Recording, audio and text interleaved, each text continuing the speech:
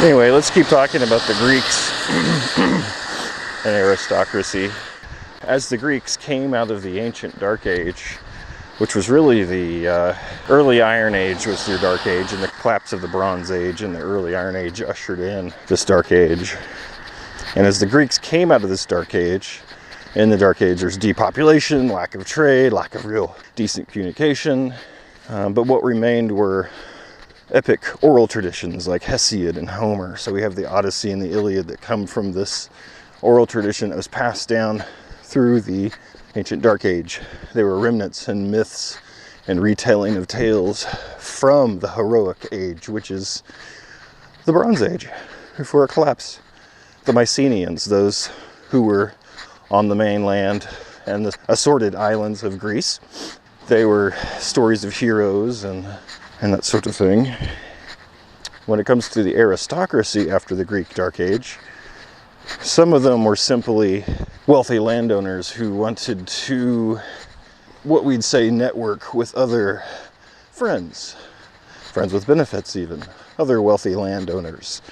And this is how aristocracy begins, wealthy landowners, the people who own land. To become an aristocrat, sort of like what we might say the original way, and not in the way that, say, I mentioned in a previous show where a king creates new aristocracy out of loyal subjects, which can be simply an act of knighting someone. What you have in the archaic and classical era of Greece is you have a revival of the aristocracy. Now, some of these families might actually have connections to previous aristocratic families, but some of them probably not. So what you have to do is you have to create your own lineage. So one way you do this is you link your family to conventional religion, religious figures. Also, epic heroes, war heroes, Achilles, Agamemnon, Ajax, Odysseus, that sort of thing. You try to show that you are descended from these great heroes or gods or demigods. You know, Alexander the Great, for example, of course in the late classical era at this point, you know, he claimed to be related to both Heracles, most people call him Hercules, but also Achilles, the son of Achilles. That was part of his family line. Of course, he was accepted aristocracy in Macedon, whereas right after the ancient Dark Age, the Greeks had to sort of validate themselves. They had to draw up their own family histories and show their connection to epic gods and heroes. So through oral tradition or even written tradition, you can validate your own aristocratic line. When I say validate, I mean create validity. It doesn't have to be truthful. Of course, if you're using mythology, then it's not truthful at all. You just need to create a structure of validity. And that's, of course, a big function of religion. But that I talked about that on a different show, on History Walkabout number 2. And so another way that you can validate your own familial aristocratic heritage is through ruins, archaeology, holy sites.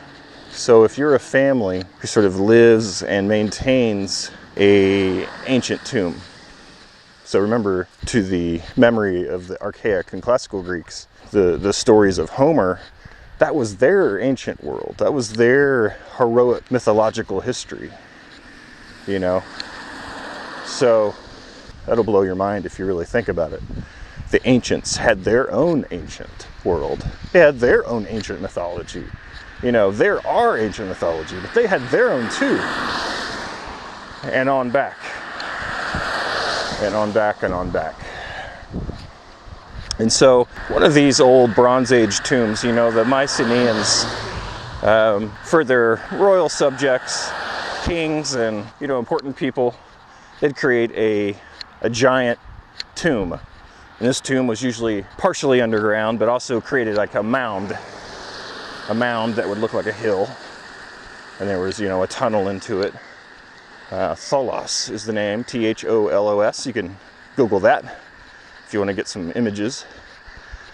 But so by the time the archaic and classical Greeks came around, they saw these great old walled cities in ruins and these tombs, these great tombs, and giant and pretty amazing by their standards.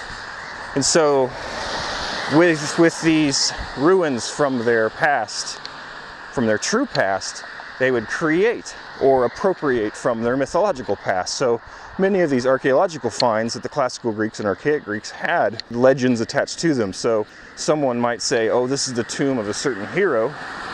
Like if you're in Argos, there's a great tomb dedicated to there's a statue to Apollo there, and there's a statue to Hyacinthos, and there's thought to be perhaps an ancient tomb to Hyacinthos there, as it's sort of a local cult in Argos.